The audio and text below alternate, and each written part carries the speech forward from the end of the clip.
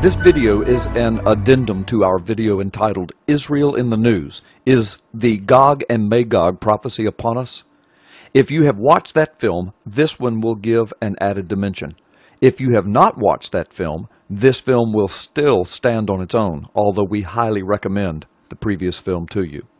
As the first film clearly portrayed, there are many Christians around the world and even some Orthodox Jews in Israel today that believe that Turkey's latest turning from Israel's ally in the Middle East to become a more Muslim-centric nation and now an agitator of Israel's naval blockade of Gaza is prophetic. It seems that the blockade and Israel's unfortunate position of having to kill 9 people aboard the agitation boat has served to further turn the tide of the world's hate of Israel in even a more powerful way. It also seems as though the current U.S. regime is falling farther and farther away from supporting Israel in anything. Iran, Russia, and many Muslim nations have already been openly calling for Israel's destruction and annihilation. Now Turkey has joined the fray. Many see this as a direct fulfillment of prophecy from Psalm 83 and Ezekiel chapters 38 and 39. That prophecy says that in the last days, when Israel is back in the land, dwelling securely, that the nations of the world will conspire to attack her and will eventually attack her.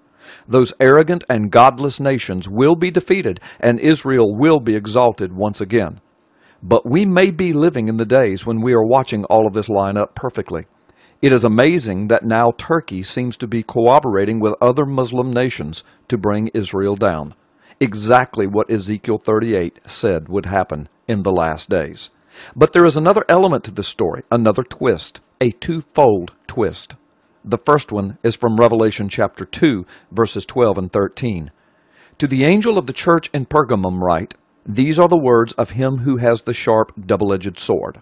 I know where you live, where Satan has his throne, yet you remain true to my name. You did not renounce your faith in me, even in the days of Antipas, my faithful witness, who was put to death in your city where Satan lives." And so Satan's throne and the domain of Satan is in Pergamum. And where is Pergamum?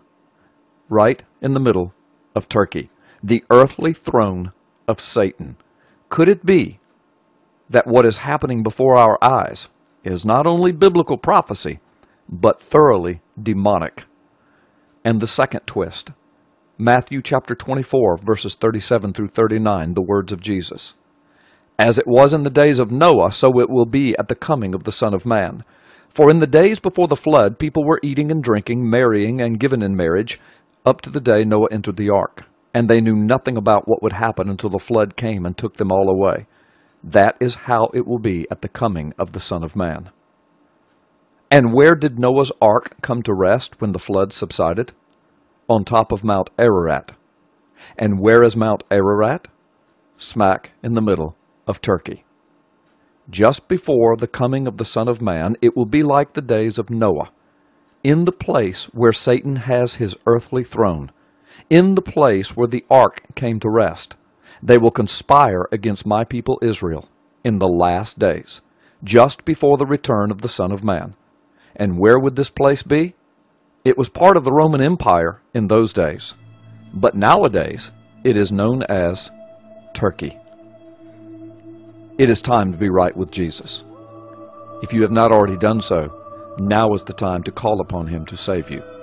We may very well be living in the prophetic last days.